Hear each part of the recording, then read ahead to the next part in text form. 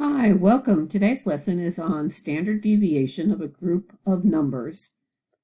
We're going to do standard deviation on your samples of pennies, so the masses of your 10 pennies. So to watch this video, it helps if you have your data. You watch the video either on a split screen or on your phone while you have your computer open to Google Sheets. So basically you can do the calculations along with me. So if you don't have that ready, please pause the video and come back and we'll do it together. All right, thanks for rejoining me. So here I have 10 numbers and I'm going to find this standard deviation of those 10 numbers. Your 10 numbers should actually be the masses of your 10 pennies. Mine are not masses of 10 pennies. Mine are just made up numbers. So your numbers will not look like mine. So since I already have Google Sheets open, I'm going to do the mean first before I do the standard deviation. But mean is something easy that you can just do without Google Sheets. You just add up your numbers and divide it by the number of numbers you have. So you add up these numbers, which were 10 of them, and then divide by 10, and that gives you the average. But since we have Google Sheets open, we might as well use it. So go to the cell or the box right under your 10 numbers and type in an equal sign.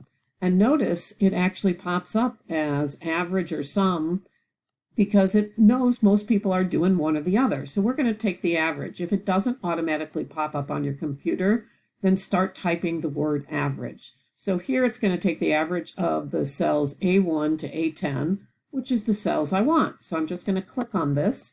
And then I also have to hit the enter sign. And then it gives me my average.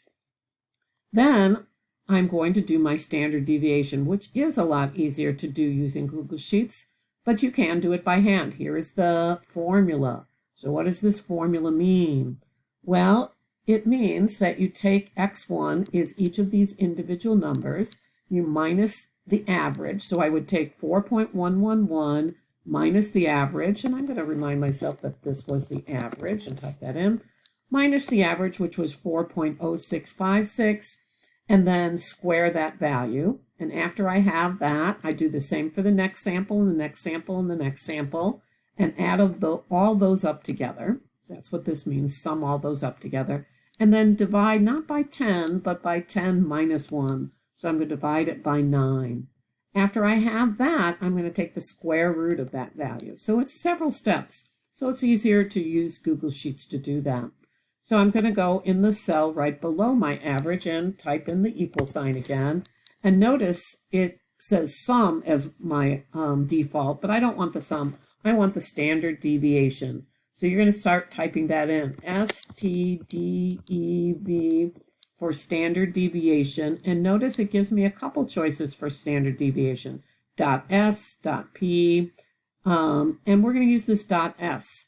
This .p is the standard deviation of entire population. That means you would have to gather all the pennies in the world and take the masses of all of them. We didn't do that. We just took 10 pennies. So it's a sample of the population. So you're going to pick this choice. So I'm going to click on that.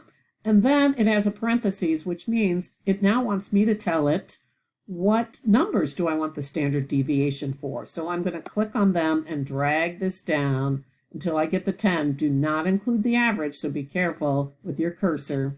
And I'm going to put that there, and then I'm going to hit the equal sign because now this is the standard deviation of a set of samples that are included in boxes A1 to A10. So now I'm going to put the enter sign, and that gives me standard deviation. Now, standard deviation is only going to be reported to one significant figure. So I would report this as 0.08, which means that my numbers on average vary in the hundredths place. All right, so standard deviation kind of tells me how far away my individual numbers are from the average.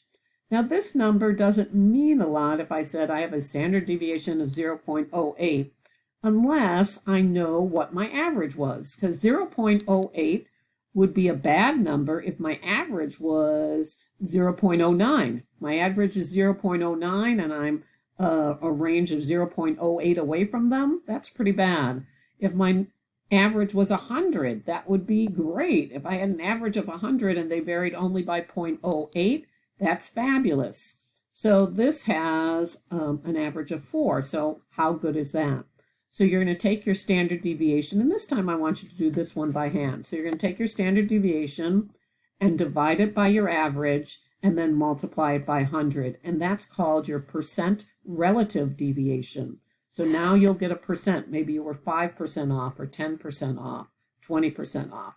Whatever you have there, that's your relative deviation. So go ahead and read the lab and see if you got a good number or not a good number for relative deviation of your 10 pennies. So there you have it, standard deviation using Google Sheets. Thanks for listening.